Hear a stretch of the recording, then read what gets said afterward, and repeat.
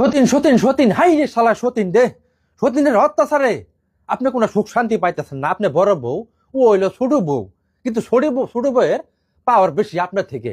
কিন্তু এই সতীনের অত্যাচারে আপনি কোনো সুখ শান্তি পাইতেছেন না। স্বামীরে নিয়ে আপনি কোনোভাবে বিছানা থাকতে পারতেছেন না। আপনার স্বামীরে আপনার কাছ থেকে ছিনিয়ে নিয়ে গেছে গা ওই সতীনকে তাড়ানোর জন্য।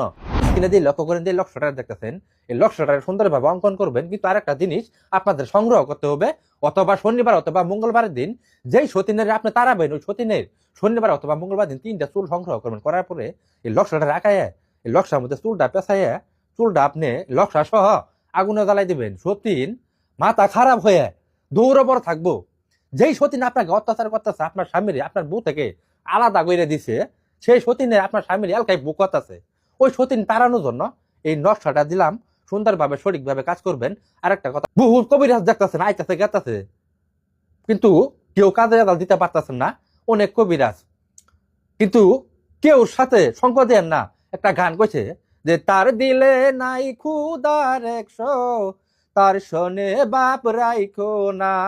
কিছু কবিরাজ আছে আল্লাহরে বিক্রি করতেছে, আল্লাহরে বেচা কিনা করতেছে, এই কোরআনের বেচা কিনা করতেছে। এগুলোর থেকে আপনারা বিরত থাকবেন।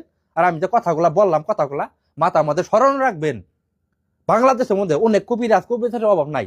কবিরাজ মনে করেন যে পায়ের মধ্যে গড়াগড়ি খাইতেছে, চৌদাই খাইতেছে।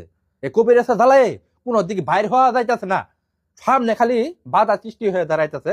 কাজের কাম তো কোনোটা পারেই না। আপনাদের কাছে অনুরোধ, কাজ করেন বা কিংবা না করেন, আমার ভিডিওটা যাদের সামনে পড়বো, ভিডিওটা আমরা সবাই লাইক শেয়ার করবেন, এটাই আপনাদের কাছে অনুরোধ।